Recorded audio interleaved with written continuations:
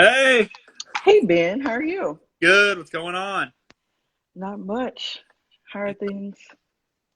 Everything's really good here. Thanks for hopping on. Of course. We will Got a student trying to join us on IG Live right now. That's funny.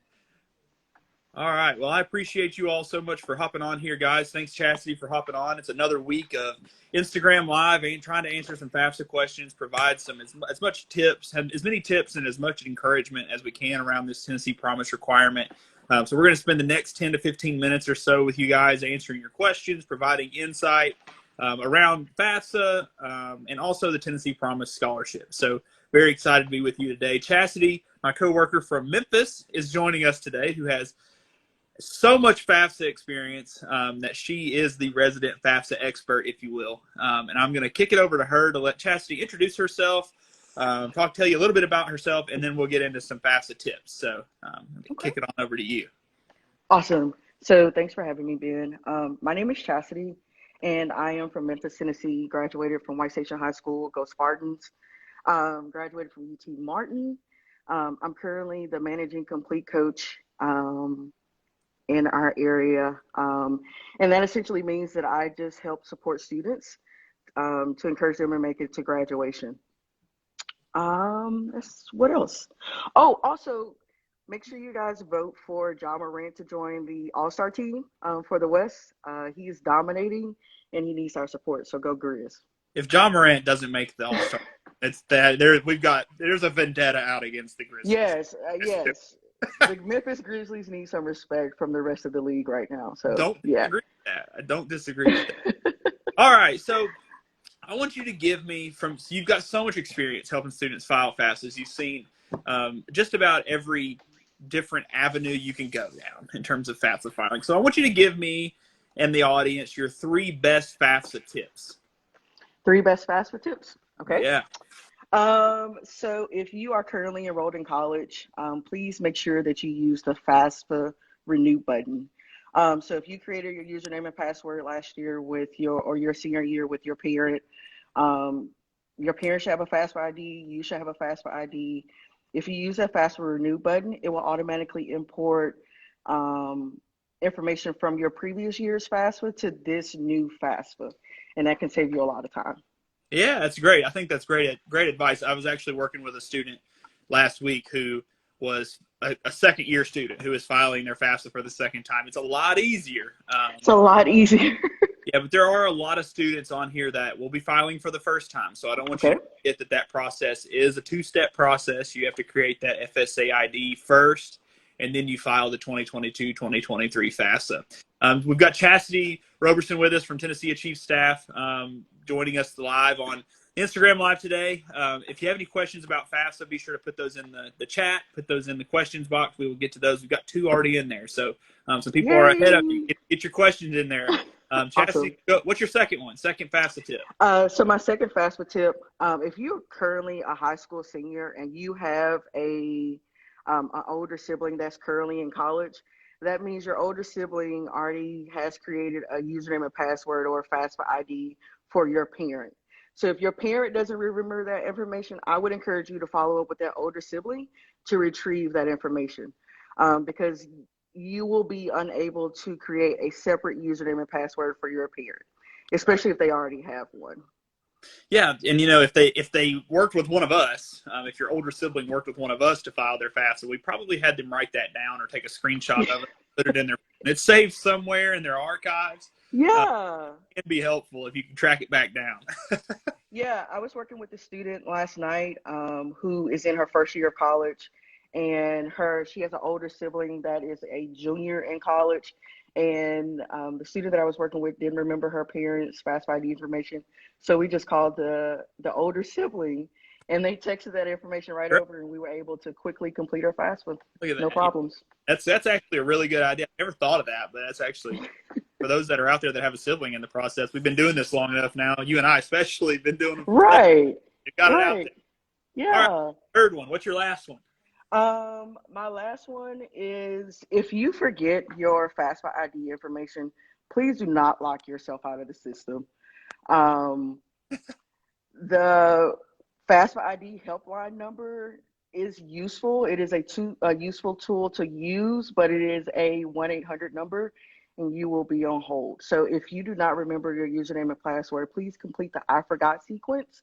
And that could make retrieving your username and password a lot easier as opposed to you getting locked out, having to call them, and then them letting you know whether or not you can or you will be able to log in or not. So, Yeah, I think yeah. that's great advice, and it sort of leads me to another piece that I always try to say is that for students who have not filed, and there's thousands of you out there, if you haven't filed yet, when you start to create that FSA ID, take the time, be patient, and go through the process of verifying your phone number and your email. Because when you get to the situation that Chastity's talking about next year, when you have forgotten your password, which you will, it's going to give you the option to just literally have a code sent right to your phone. And so you can reset that password. For students that haven't set up or verified that email or your cell phone number, it is such a pain in the tail to It is. It really is. and you don't want to have to try to call the FAFSA helpline, like Chasity said, can be incredibly helpful. But for a password lockout situation, it's oftentimes, if you can just do anything else, it's going to save you a lot more time. So great advice there. All Yeah. right, go ahead. Yeah, you got something else? No, I was going to say also, if you guys are unable to call the FAFSA ID helpline, use the FAFSA quick check or quick chat feature. We used it last night at Dyersburg High School, and we were able to have all of our questions answered without picking up the phone. So if Yeah, you guys can, please use that feature. I think that's great advice. Yeah, I think we often overlook that. Every website you go to has one these days, and normally every Yeah, time I use one, it's been helpful, but I don't always go to it. I don't really know why. yeah. All right. So again, for those of you that are new that are joining on here with us, this is a FAFSA Q&A. We're about to get to the Q&A portion of this. So if you have questions, we've got a few already in there about Tennessee Promise and FAFSA. Get those questions submitted. Chasity from our team is here answering questions and providing insight. So we talk a lot about what you need to do to file FAFSA, but I personally respond better to trying to avoid the mistake that I shouldn't be making, especially when it comes to FAFSA. Most of it is pretty intuitive once you get in there, but there are some mistakes out there that we definitely want you to avoid if you can. So from your experience, what's one glaring mistake or hiccup that you would like to see students avoid at all possible?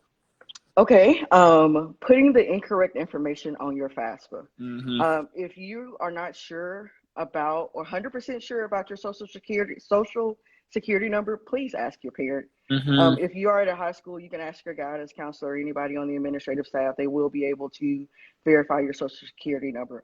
Also, when you're creating your FAFSA ID for your parent, please make sure that you're using the correct information like their date of birth. I know you guys know your parents' date of birth, but please confirm the year, because if you insert any of the incorrect information, your FAFSA ID information is going to bounce back later. Right. And because if you wait too close to the deadline, you would risk losing your Tennessee Promise eligibility because you couldn't successfully submit your FAFSA. So Right. please make sure you're entering the correct information on your FAFSA application. Cannot stress that enough. I mean, Save yourself a I've headache. said it until I'm dead. To your point, if you get it wrong, if you put the wrong social security number on there, you have to start over. I mean, All the way over. that is Yeah. not in anyone's best interest. Yeah, and then you have to like prove your identity. So like the Not great. FAFSA will require you to submit like copies of your birth certificate and your social security number.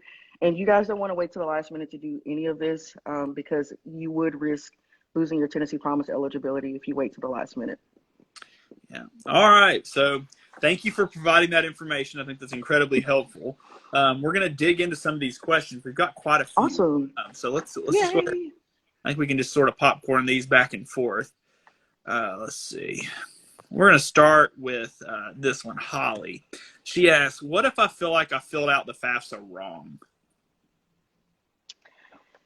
So it depends. If you successful, like what part of the FAFSA do you feel like you filled out incorrectly? So like, do you feel like you incorrectly filled out personal information, like your name, your date of birth, your social security number, Or do you think that you forgot to add a couple of schools or colleges that you're interested in under the school selection portion of the FAFSA? It all depends on what part you think you Mm-hmm. incorrectly filled out. Right. And if you want, I'm more than happy to like log in with you, take a look, to make sure that you guys fill out the correct information. Yeah, yeah. What I would say is if it's on the second part of FAFSA, which is filing the application in terms of Hmm. adding colleges, reporting your parents' income information, those sorts of questions, you can always go log back into the 2022-2023 FAFSA and review that. You can review all of the answers. You can submit it over and over and over again if you You want to. can. But if it's on the FSAID end, it's a little more complicated. If it's an email address or like your mailing address, date that. But if it's things like your date of birth, your social, got a little bit bigger problem on your hands. So, Yeah, Ollie, whenever I would you recommend reaching out to us. Go ahead. Yeah, if you guys ever log into your FAFSA to update your information, please make sure that you fully resubmit your FAFSA, because if you just Mm-hmm. add a college or update a piece of your FAFSA application and just hit the exit button, your FAFSA wouldn't be received. Um, Right. it's not Always. fully submitted. So always click through and make sure that your FAFSA is fully submitted. To confirm that you have successfully submitted your application, you will automatically receive a confirmation email. So if you guys submit your FAFSA, please make sure you hold on to that 2022-2023 FAFSA confirmation email, because you may need it later. Yep. Always get the confirmation email. All right, I'll take this question. It's just kind of a broad one, but I'll go ahead and answer it. Connor, he's submitted a couple of questions, so we'll get to Okay. all your questions, Connor. The first one here is, what are some things that will cause you to lose your Tennessee Promise scholarship?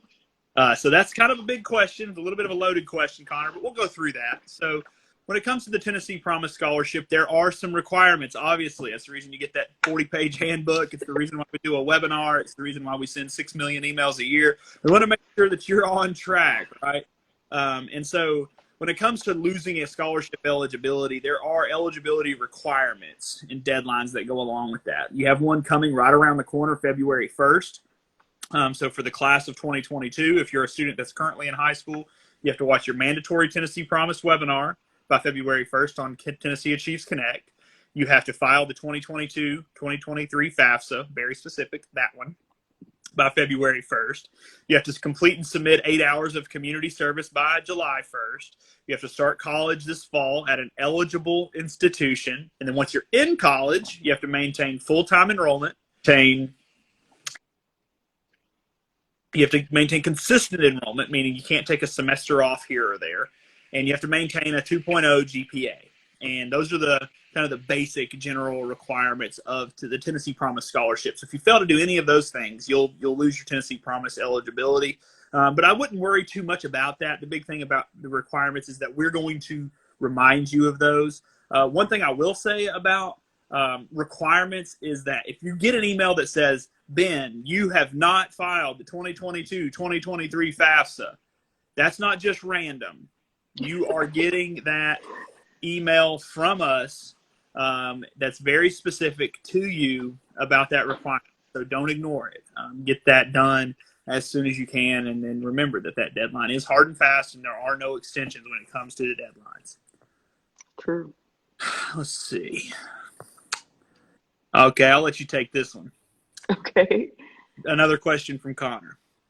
All I can right. tell what he's getting at with this one, so you might have some fun with this one. How do I file as an independent so I can get more financial aid? Okay, so according to the Department of Education, students must continue to utilize their parents' tax information to complete the FAFSA until they reach the age of 24. However, there are a couple of exceptions. So, for example, if you are a parent, you are not required to use your parents' tax information. If you are an independent student, you are not required to use your parents' tax information. But if you are under the age of 24, you have to continue to utilize your parents' tax information to complete the FAFSA until you reach the age of 24. So, for example, every year I was in college, I was a college student. I was living on my own. I had an apartment at Martin I had a job, but I called my dad every single year so Mm-hmm. that I could retrieve his tax information so that I could knock out my FAFSA. Right. Yeah. I think it's one of those things. There's just sort of this rumor that kind of goes around every year where it's like, if you file as an independent, you can get a lot more financial, Yeah, that's not true. which is not true because you have to file as a dependent student until you're 24, 25, or you have a qualifying event. And in most cases, you're a dependent student. I mean, there are Yeah. some special circumstances, but for most of our students, they're a dependent student. So, Holly, we were talking about earlier, who said she might have felt like she had done something wrong on the FAFSA. She said mhm. she didn't ask for her parents' information when she filed the first time. I'm guessing she might have selected that. It might be ironic that we're talking about dependent here because she may have selected that she was independent to start with. Yeah. So depending on the way that you answer questions in the FAFSA itself, it will prompt you to complete your FAFSA without your parent information. So um, if you guys want, you can reach out to us and Mm-hmm. we can confirm that you did submit your FAFSA correctly. Yeah, Holly, just shoot us a DM here on Instagram. That's the best, easiest way. Anybody listening to this, just shoot us a DM on here. We're probably not going to help you through DM, but we'll get you in touch with the right person so that we can get you set up with a help session for FAFSA or something along those lines so that we can get your questions answered. We may be able to answer it in a DM, but more than likely I'll have to get you connected to email. But if you shoot us a DM on here, that's your best bet. I monitor that all the time, 24/7. So when I get that message, I can relay it on to somebody that can help you with those questions. All right, we still got a few more. Let's see. Cool. Can the Tennessee Promise be applied to a cosmetology program at the same time that I'm enrolled in college? Okay. Yeah, I, take that. yeah, I'll take that one. Okay. So there are a couple of stipulations. Um, you wouldn't be eligible to receive financial aid at two separate institutions. Right. So, for example, if you were enrolled at Southwest Tennessee Community College here in Memphis, but you're interested in enrolling in the cosmetology program at TCAT Memphis, which it is available, you can't receive financial aid at two separate institutions. So that means that you would have to pay for one of those um, colleges out of your own pocket. That's right. But it is possible. Um, it's very difficult to maintain two college programs simultaneously, but it can be done. I do suggest that you follow up with the financial aid office at both colleges just to make sure. But you can, but you just can't receive financial aid, which includes your Tennessee Promise at two separate institutions. So you would have to pay for one of them out of pocket. Yeah, I don't think I would ever advise a student to take a couple Yeah, of different institutions at the same time. That just seems like too much. that's stressful. Yeah. Okay, how do I know if I completed the FAFSA? This is an easy one. You'll get a confirmation email. If you did not get a confirmation email from Federal Student Aid, I would say that you didn't submit it. There is a chance that you put the wrong email address down or something got hung up in your junk mail. So you kind of know. It's one of those things where I don't know that you can really not sure on that because you go through such a detailed submission process that once you've completed it, it's very clear. You have signed this, your parents have signed it, and you get a confirmation page. And if you log into your into FAFSA.gov with your FSA ID, it'll say submitted 2022-23 FAFSA. If you haven't got a confirmation email, you don't remember signing the FAFSA, chances are you haven't submitted it. Yeah, also don't confuse the FAFSA ID confirmation email with your actual 2022-2023 FAFSA confirmation successfully submitted email. Those Great. are two separate things. Mm-hmm. Very, very good point. I think that's incredibly wise. Let's see. Okay. Who do I know who my mentor is? I'll take that one. So, Tennessee Promise students from the class of 2022 haven't been paired with a mentor yet. I'm assuming you're a 2022 student who's in high school now, and I'm glad you're asking. I hope you're excited to work with a local mentor. You'll find out who your mentor is in a few more weeks. So we will have to wait until after that FAFSA filing deadline of February 1st, and then we will pair all students and mentors at that point, and you'll start working with your mentor mid-February, a little bit after that, mid to late February. So hold tight. Be patient there. Let's see. Okay, I'll let you take this one. Okay. I plan on taking time off after I graduate this year. When do I fill out and which form do I fill out? Okay. So if I'm assuming that you are a high school senior, and you're graduating in May, and I understand like you wanting to take a break after high school, but I do want you to be mindful that you will no longer be eligible for Tennessee Promise if you decide not to enroll in college in the fall. One thing about Tennessee Promise requirements is that they're very strict. So if you decide not to enroll in college, specifically in August, and you're not trying to enroll in a TCAT program or anything like that, you will no longer be eligible for the Tennessee Promise Scholarship. So I just want to make sure that that is on your radar. Um, yeah, I don't advise it. I strongly encourage all of my students to enroll in college in the fall. We can help you with that process. But yeah, I don't want you to lose your scholarship Yeah, if I you don't. don't enroll in college in August. I'm with you. Yeah. Um, if you hear us and you're like, I still want to just take this time off, you're still going to need to file the FAFSA. Either way, Yeah, regardless, you have to file that FAFSA every year if you want to receive any financial aid in Tennessee. So while I strongly advise that you start the fall following high school graduation, because just that what we know from data and anecdotally both, the chances of not enrolling if you take time off increase, and we just don't want that to happen. And we would hate for you to look back at a certain point and be like, dang, I wish I would have started when I could have yeah. as a high school senior. Especially when So, it's free for you, like to go to college right yeah, after you graduate from high school. yeah, Yeah, yeah. Great point, Chastity. Yep, I would definitely encourage you to just go ahead and get enrolled now. And if you have hesitations, that's why we exist. At Tennessee yeah, Achieves, our job is to make this process successful for you. So if you feel unsure about it, just connect with our team and let us walk you through that process. yeah. It can be daunting and intimidating, like Ben said, but I mean, that's why we're here. We're here to help you. And I'm sure that we can convince you to enroll in college in the fall. Trust Uh, us. that's what I've always kind of hung my hat on. I mean, All me right, too. Yeah. I can all convince you right, not to guys, we drop got out time of for. college. Oh, sorry, I interrupted you. No, you're good. Okay, we've got time for a couple of more questions here. I've still got one in the hopper, but if you are on here and you have a question, get it in now. We will wrap it up here in just a couple of minutes.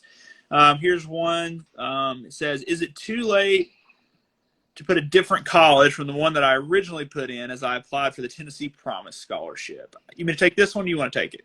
Go for it, Ben. Okay.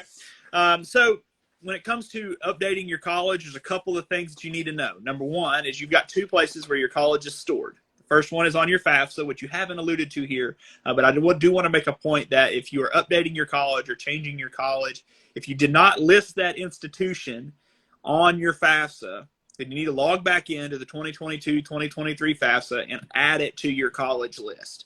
It's say, for example, you were originally going to the University of Memphis in your mind. You changed your mind, and now you're going to Southwest Tennessee Community College. You got to log back into your FAFSA and update that to be on your FAFSA college list. Number two is if you've changed your mind from the college that you listed on your Tennessee Promise application, which is what you're asking here, you're going to log into your TSAC student portal and update it there. We have instructions on our website, tnachieves.org.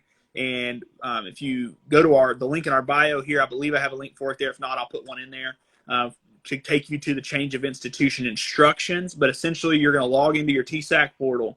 You're going to complete a change of institution, is what we're going to call it. And that means that you're going to change where all of your state financial aid, including your Tennessee Promise scholarship, will be directed. We have thousands of students that do this every year. It's not hard. But it's one of those things that I always advise against procrastinating because it's one of those things, Chastity, you could probably attest to this. Students that don't do it when they think about it, they forget because it's kind of a small thing that goes unnoticed. You don't think about it again. And then I'll tell you what, if you forget and you don't do it, you will be reminded in a really hard way in August when, let's say, Ben here was going to go to Pellissippi State Community College here in Knoxville. I had a change of heart, and I went to Chattanooga, and I went to Chattanooga State, okay? And I've gone through all of the enrollment process thinking I've done all these Tennessee Promise requirements. I've done everything I can to maintain eligibility. I'm at Chattanooga State. I'm enrolled. I'm in classes. and then I get an email from them that says I owe a couple of $1,000. And I'm like, what? I thought this was tuition-free college, right? And then we look, and I still had Pellissippi listed on my TCAT student portal. And so the state thought that I was going to Pellissippi. My scholarship is there and not in Chattanooga, where I am. And so you need to update that TCAT student portal when you think about it, because if you forget, you're going to have a panic moment when you're looking down the barrel of a bill, and we don't want that to happen. So, yeah, being really quickly, if you receive communication from Tennessee Achieves, you can always respond to any of those texts or emails, and we will send you the link directly. absolutely. So that's another option. Yes. Also, for students who are updating their FAFSA and they're adding schools and removing schools, remember, you can list up to 10 schools in your FAFSA. So every college you're thinking about attending, I would list all 10. Mm-hmm. That way you don't have to constantly sign in and sign out of such an important document. Right. So I would just list 10 schools that you're considering so that you don't have to sign in and out of those, in and out of your FAFSA. Yeah, and for those of you that aren't on here and maybe in this boat, if you haven't filed before, then you will probably feel this way. I remember feeling this way when I filed the FAFSA. It feels like when you're listing your college on there, they're like, I am telling them right now, this is where I'm. But it's not that way. It's very much a casual thing. You're literally just listing the college on there as a way of expressing potential interest. You might have this much interest in going to Vanderbilt, but there's like this chance that you might go there. Put it on your list just because you won't have to go back in and update it later. Would really, really encourage you to Chastity's point to do that. All right, Chasity, this is the most questions we've ever had. That's great. They know that you're the expert. That's what.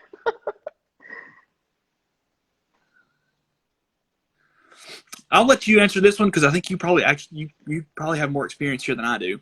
What if you want to go to TCAT? I'm going to read it slowly so that you can hear it.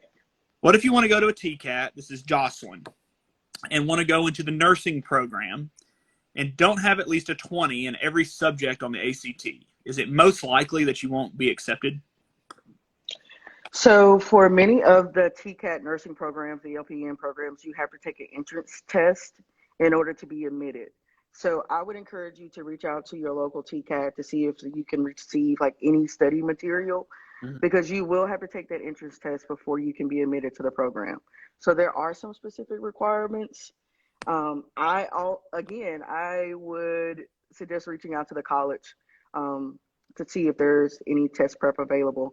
Also, it is okay to take the ACT again. I took it multiple times in high school until I got the score that I wanted. So if you are like on that verge of getting the 20 that you want, I would take it again.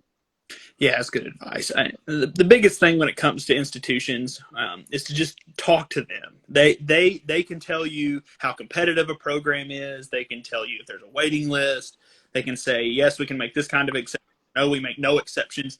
They're going to be able to give you all of the really institution-specific details that we just don't know because it just depends. There's so many factors at play when it comes to admitting into a competitive TCAT program that Chasity and I just wouldn't know necessarily the nitty-gritty of that institution. For example, from one TCAT to another, their LPN program might be less competitive. Yeah. Also, go and visit your local TCATs. That is my best advice. So if you are, if you want to know more about the programs that they offer, I would actually just go and visit the TCAT in person, because you may run into someone who is willing to, or there's someone there who is willing to walk you through the various programs that are offered. And maybe you have the intent of enrolling in a nursing program, but you hear about the aviation mechanic program in which they make a whole lot of money. You may change your mind and enroll in that program instead. So it is okay to like call people, talk to them, call the college, visit the college and speak to their staff in person. Yeah, there may be alternative routes. Like if you want to go to an LPN program and you don't have the ACT score to get in there now, you might do a CNA program first, which might give you a leg up in a year. or 6 months from now to get into that LPN program. Never know. And again, it's not something that Chasity and I can tell you specifically. You need to go to your TCAT and ask. And again, I would just reiterate times 1,000. If you have any interest at all in a technical training program, go to TCAT and see it, because you're probably going to go, if I had to guess. Holly's got another question. Should I submit my score to a college if it is optional? I had to have certain grade and teacher recommended or a certain ACT score. I'm going to read that one more time. Should I submit my ACT?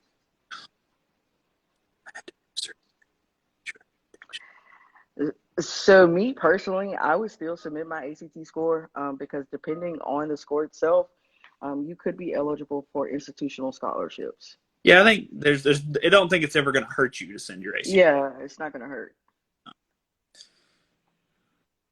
Okay, here's one. Let's see. It's a question. When I finished watching the webinar and answering the questions, was I supposed to receive a confirmation email? Yes, you should have. If you didn't, let us know. Kayla, just go ahead and DM us here on Tennessee Achieve. You can hop off the live, just DM us and say, I'm the person from the Instagram live that wants to confirm that my attendance at the webinar is recorded, and then I'll follow up with you to get your name and your information so that we can check for you. We'll make sure that you get credit. Yeah, whenever you are confirming that you viewed the webinar or submitting your community service hours, you automatically receive a confirmation email. So if you don't see it directly in your inbox, don't hesitate to check your spam folder either. Big time. Yeah, our emails will find their way into spam occasionally, especially those confirmation emails sometimes. All right, we got one more in here, and then we're going to shut it down if nobody else has any questions. Awesome. Does Tennessee Promise work for cosmetology or CNA school? Depends on your institution, but yes, if you're at an eligible college. So like Chasity mentioned earlier, TCATs often have both of these programs. TCAT Memphis has a cosmetology program and a CNA program. Knoxville has both as well. So definitely encourage you to check out the local Tennessee College of Applied Technology in your area and see if they have a cosmetology or CNA program, because yes, it absolutely is under the Tennessee Promise umbrella.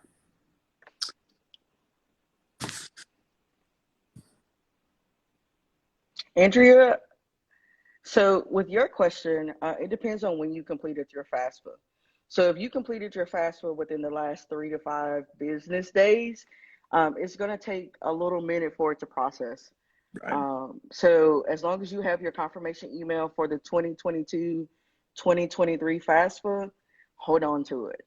But yeah, and it takes a while to process. Yeah, if you get another reminder from us, reply to that and let us track down and troubleshoot why we may not have received it. There's a couple of reasons why we may not have received your FAFSA if you answered a couple of questions wrong. We want to make sure that you get credit for meeting that requirement. But yeah, to Chastity's point, there is a gap every time we send an email of a day or two that might have missed you. All right, well, that's all that I've got, Chasity. What do you have, any final thoughts, closing words before we wrap this up? No final thoughts. Just reach out to us if you have any questions about the FAFSA or the college going process. We are a staff of knowledgeable people. So please don't hesitate to reach out if you have questions. We're here to support you guys. Absolutely. Last thing I'll say, and I'll wrap this up. 2022-2023 FAFSA by February 1st, less than 3 weeks away. That time you're literally going to go to bed tonight and wake up. It's going to be February 2nd. I don't want that to happen. So file your FAFSA ASAP. I would encourage you to do it right now. FAFSA.gov, go there now and file it. Get that done. Class of 2022, you also have to watch your mandatory Tennessee Promise webinar on Tennessee Achieves Connect, link in our bio for both of those. So if you go to the link in our bio, there's a FAFSA link, there's a webinar link. You can do them both straight from there.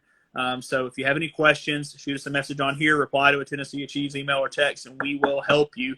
But last thing I'll say is if you have a problem and you don't ask us about it, we don't know about your problem.